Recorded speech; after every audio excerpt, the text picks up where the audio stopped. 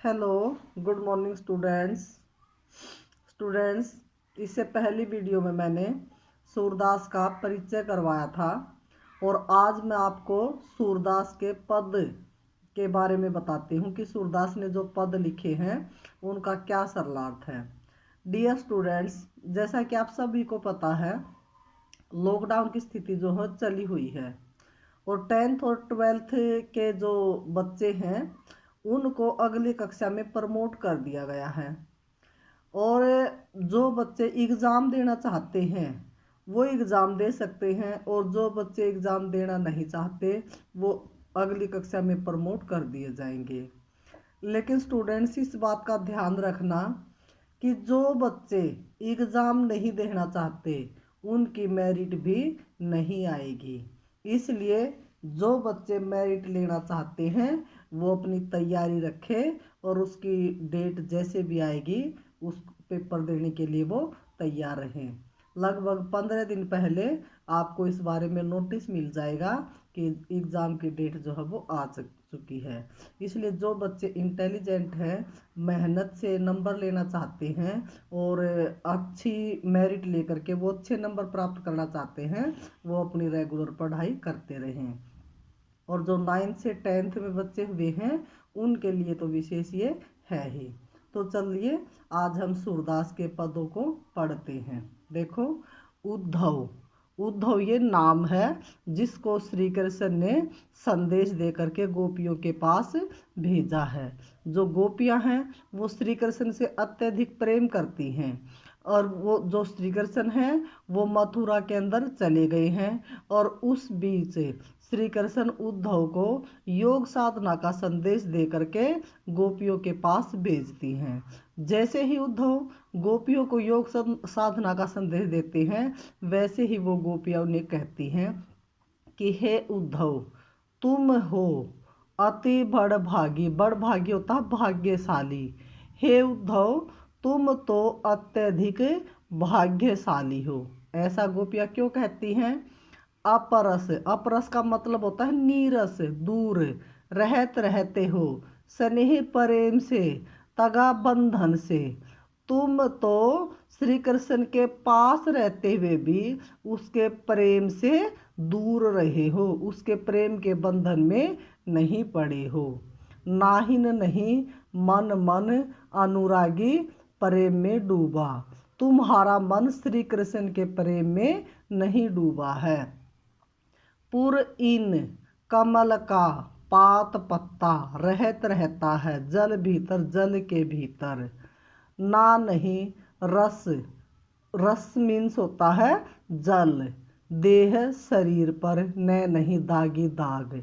जिस प्रकार से कमल का पत्ता जल के भीतर रहता है लेकिन उसके शरीर पर जल की एक बूंद का दाग भी नहीं लगता, ज्यों जैसे जल माह, जल के अंदर तेल गगरी, तेल की मटकी बूंद न, बूंद नहीं ताको लागी, उसको लागी। जिस प्रकार से तेल की मटकी को अगर जल के अंदर रख दिया जाए तो भी उस पर जल की एक बूंद का भी दाग नहीं लगता, उसी प्रकार से श्री कृष्ण तुम तो श्री कृष्ण के पास रहते हुए भी उसके प्रेम का प्रभाव तुम्हारे ऊपर नहीं पड़ा है। प्रीति नदी, प्रेम रूपी नदी में पाँव पैर न बोरियो, तुमने अपने पैर तक नहीं डूबोए हैं। श्री कृष्ण की प्रेम रूपी नदी में तुमने अपने पैर तक भी नहीं डूबोए हैं। दृष्टि तुम्हारी नज़र ने नहीं रूप परागी, उसके रूप पर मुग्ध नहीं हुई है। तुम्हारी दृष्टि श्री कृष्ण के रूप सौंदर्य पर मुग्ध नहीं हुई है। सूरदास जी कहते हैं, अबला नारियों के लिए प्रयोग हुआ है ये शब्द। सूरदास जी कहते हैं कि वो गोपियाँ कहती हैं कि हम तो नारियां हैं, हम भोरी, हम तो भोली भाली नारियां हैं।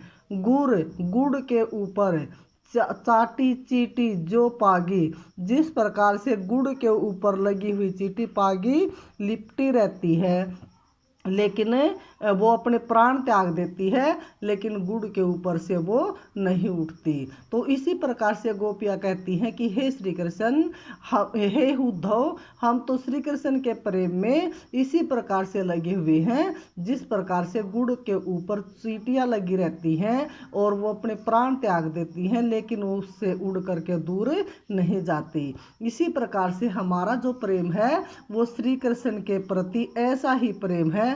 उसके रूप सौंदर्य पर हम इतनी मुग्ध हैं, उसकी जो सगुण भक्ति है वो इतनी अच्छी लगती है कि हम उसे छोड़कर पर जो आप ब्रह्मा का संदेश लेकर के आए हो उसको हम सुनना नहीं चाहती।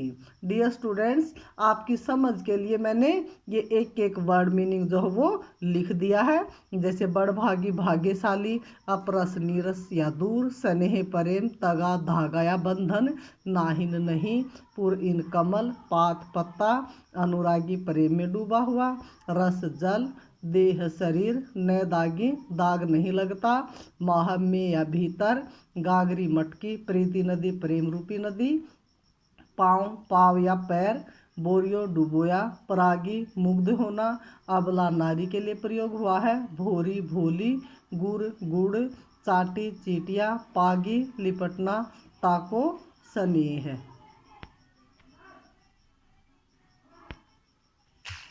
अब ये देखो बच्चों, ये मैंने प्रसंग लिख दिया है। प्रस्तुत पद्यांश हमारी हिंदी की पाठ्य पुस्तक क्षितिज भाग 2 में संकलित सूरदास द्वारा रचित।